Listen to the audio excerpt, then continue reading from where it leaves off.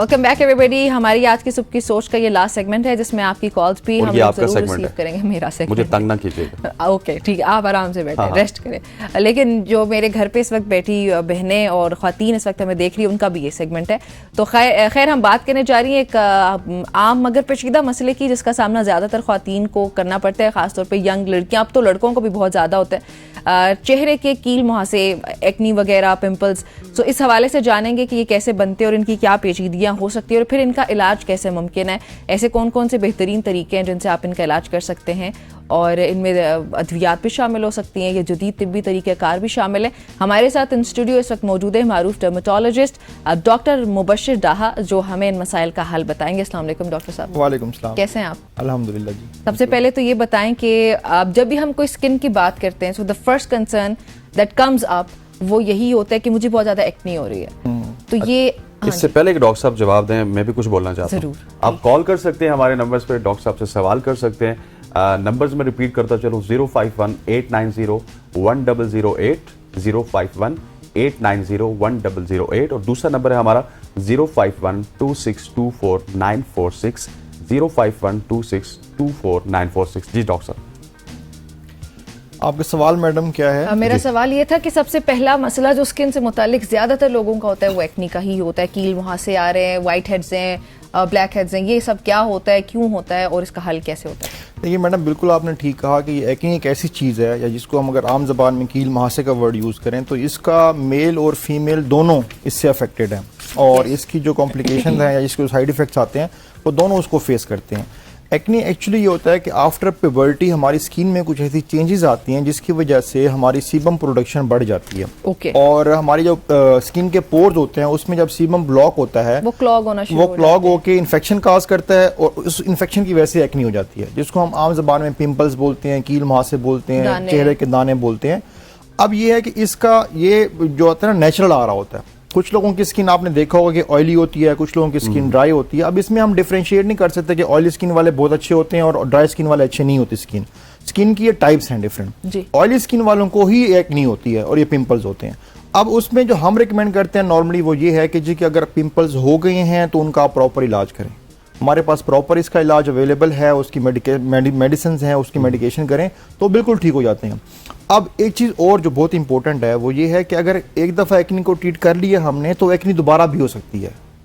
तो इस चीज़ पे बड़ा क्लियर मैं बता दूं आपको कि ऐसा नहीं कि वो डॉक्टर्स की कॉम्पिटेंसी नहीं है या जिस डॉक्टर से इलाज किया जी वो वो नहीं था, इतना काबिल नहीं था। लोग हमारे पास आते हैं, जी डॉक्टर साहब हमने फलान डॉक्टर से इलाज लिया था, हमने 2 महीने मेडिसिन यूज की है, बिल्कुल ठीक हो गई है, अब देखें 6 महीने गुजरे दोबारा हो गई है। तो ये दोबारा हो सकती है। ट्रीटमेंट के बाद कुछ ऐसी प्रिकॉशंस या कुछ ऐसी एहतियात हम बता देते हैं जिसके बाद एक्नी होने के चांसेस मिनिमम हो जाते हैं। लेकिन जिन लोगों की ऑयली स्किन है उनमें एक्नी होने के चांसेस होते हैं और वो रहेंगे। तो ये प्रिकॉशनरी मेजर्स जो उसके ट्रीटमेंट के बाद आप बताते हैं वो क्या होते हैं? वो प्रिकॉशन में ये होती है कि कोई ऐसा हम उनको फेस वॉश बता देते हैं, ऐसा सोप बताते हैं जिससे स्किन के ऊपर ऑयल की जो वो है कलेक्शन है वो कम हो जाए। मतलब और साथ हम ये रिकमेंड करते हैं कि आप दिन में 3 से 4 मरतबा 5 मरतबा फेस वॉश करें। और हम ये रिकमेंड करते हैं, जिस तरह आज का रेनी सीजन है, आजकल ह्यूमिडिटी की वजह से स्किन के ऊपर ऑयली जो सीबम की जो वो अकोमोलेशन है उसके चांसेस बढ़ जाते हैं। तो उसके लिए हम फिर ये रिकमेंड करते हैं इस सीजन में फेस वॉश ज्यादा करें या कुछ ज्यादा करें। अच्छा, माजरत के साथ हमारे साथ एक कॉलर मौजूद है नौमान मुल्तान से। नौमान अस्सलाम वालेकुम, अपना सवाल बताइएगा। वालेकुम सलाम, मोहम्मद नौमान मुल्तान से। मेरा सवाल ये है कि चेहरे पर जैसे किल वगैरह निकल आते हैं, 2-4 दिनों के बाद वो किल तो खत्म हो जाते हैं लेकिन निशानात बाकी रह जाते हैं, इनका कोई इलाज बता दें। ठीक डॉक्टर साहब। जी बिल्कुल ऐसा ही है कि उसकी जो एक्नी की कॉम्प्लिकेशन है उनमें एक ये भी है कि जब पिंपल खत्म होता है तो उसके बाद वो अपना निशान छोड़ जाता है। तो इसके लिए हम फिर फर्दर मेजर्स करते हैं। पहले तो अगर उसको टाइमली ट्रीट कर लिया गया तो उसके पिंपल्स के निशान रहने के या उसके स्कार रहने के चांसेस बहुत कम हो जाते हैं। लेकिन अगर टाइमली ट्रीट नहीं किया और उसके बाद उसके पिंपल्स के निशान रह गए हैं तो फिर हमारे पास डिफरेंट मेजर्स हैं जिसमें डिफरेंट एस्थेटिक्स प्रोसीजर्स हैं। हम PRP कर सकते हैं, माइक्रो नीडलिंग कर सकते हैं, हमारे पास क्यू-स्विच लेजर होता है वो कर सकते हैं, उससे फिर ग्रेजुअली ये ठीक होता है। तो जो टाइमली ट्रीटमेंट है वो क्या है? टाइमली ट्रीटमेंट से हम मेडिसिन देते हैं, कुछ हम एंटीबायोटिक्स देते हैं, कुछ हम लगाने के लिए लोशन देते हैं, फिर साथ जिस तरह मैंने पहले बताया कि फेस वॉश देते हैं।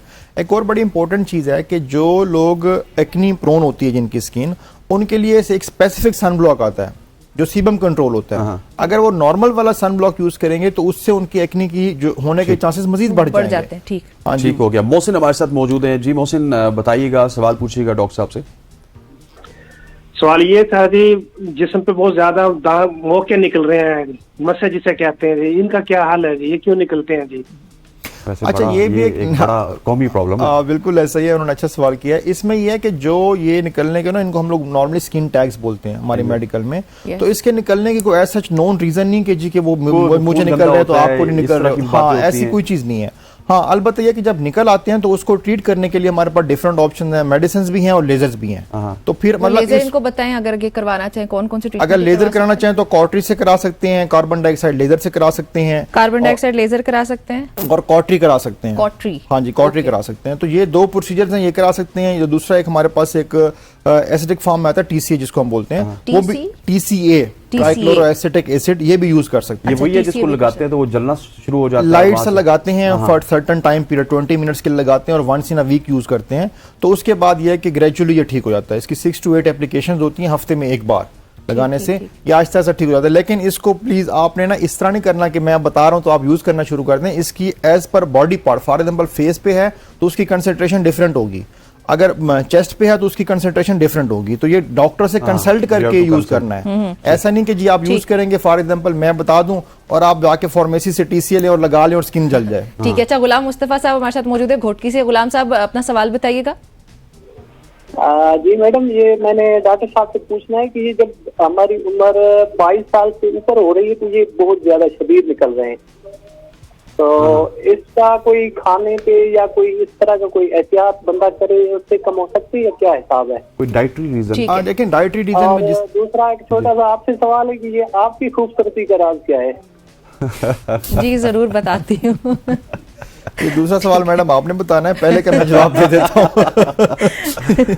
एक चीज मैं क्लियर कर दूं, इनकी खूबसूरती के पीछे मेरा कोई रोल नहीं है। ये मैडम की नेचुरली ब्यूटी है।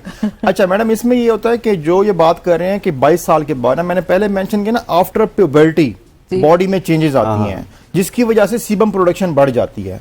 तो ये जो पिंपल्स निकलते हैं इसमें नॉर्मली ऐसा देखा गया कि आफ्टर प्यूबर्टी ही स्टार्ट होते हैं। तो अब प्यूबर्टी की वजह से फिर जो ये बता रहे हैं कि 22 साल के बाद बढ़ गए हुए हैं, इसका इलाज, एहतियात खुराक की बात करें तो बस फ्रेश वेजिटेबल्स, जूसेस, इस तरह की चीजें लें और स्पाइसी फूड से अवॉइड करें, जंक फूड से अवॉइड करें। ये चीजें भी सीबम प्रोडक्शन को बढ़ाती हैं जिसकी वजह से एक्ने होने के चांसेस मजीद बढ़ जाते हैं। गुलाम साहब, मेरी खूबसूरती का राज यही है कि मैं जंक फूड नहीं खाती।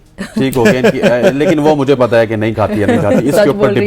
इसके ऊपर डिबेट होगी। अच्छा, नईम मिजाज साहब हमारे साथ मौजूद है फैसलाबाद से। नईम, पूछिएगा, क्या सवाल है आपका? अस्सलाम वालेकुम। वालेकुम सलाम।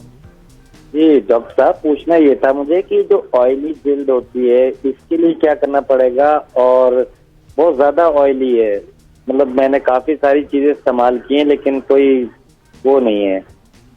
अच्छा, कोई स्किन के रूटीन आप इनको बता दें कि इनको क्या यूज करना चाहिए, सैलिसिलिक एसिड यूज करना चाहिए, इस तरह से अगर कुछ। देखिए, जो इन्होंने सवाल किया ना बहुत ज्यादा ऑयली है, तो मैं इनको सादा जबान में ये समझाऊं कि आप दिन में जो, अगर फॉर एग्जांपल जिनकी नॉर्मल स्किन है वो 3 दफा फेस वॉश करते हैं तो आप 5 से 6 दफा करें।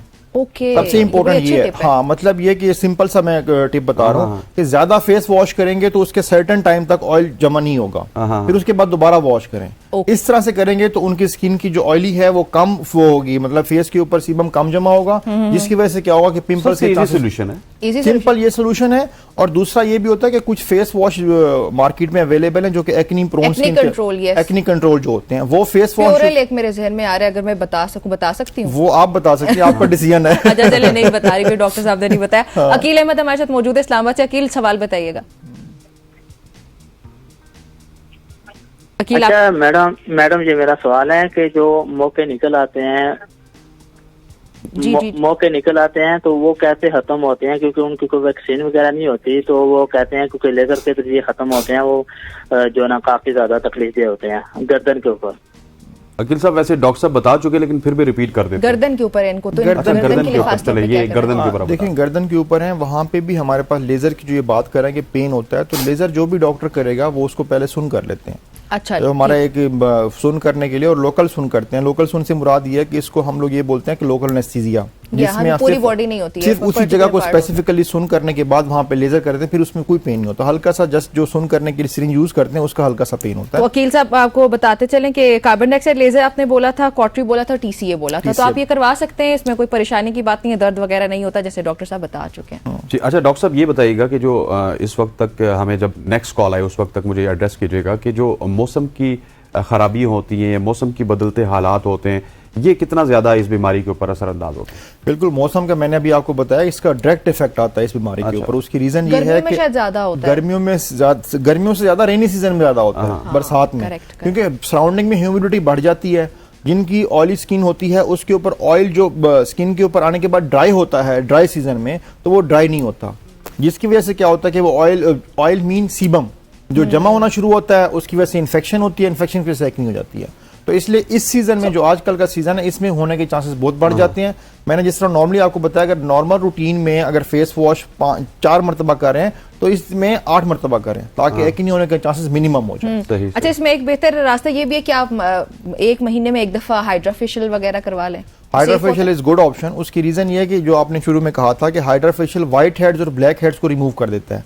अब व्हाइट हेड्स और ब्लैक हेड्स भी पोर्स को ब्लॉक करते हैं, जिसमें सीबम क्लॉग होता है, जमा होता है, जिसकी वजह से इन्फेक्शन होती है और फिर एक्ने। अच्छा, मिसेज अमजद हमारे साथ मौजूद है रावलपिंडी से।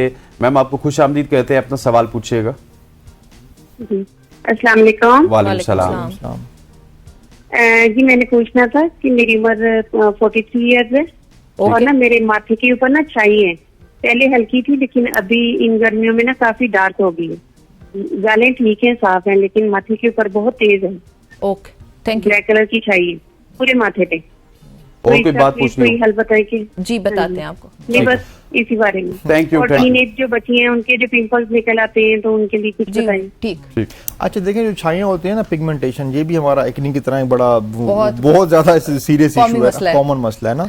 अब इसमें 2-3 रीजन होती है मेन ना। एक तो छाइयाँ बनने की रीजन ये होती है कि यंग एज में जो हमारी यंग गर्ल्स हैं स्पेशली, वो इस तरह करती हैं कि बहुत शॉर्ट टाइम में गोरा होने के लिए कुछ ऐसी क्रीम्स इस्तेमाल कर लेती हैं जो कि उस वक्त उनको गोरा कर देती हैं। एक्चुअली उनमें स्टीरॉइड्स होते हैं, तो वो स्टीरॉइड्स क्या करते हैं कि स्किन को डैमेज कर देते हैं।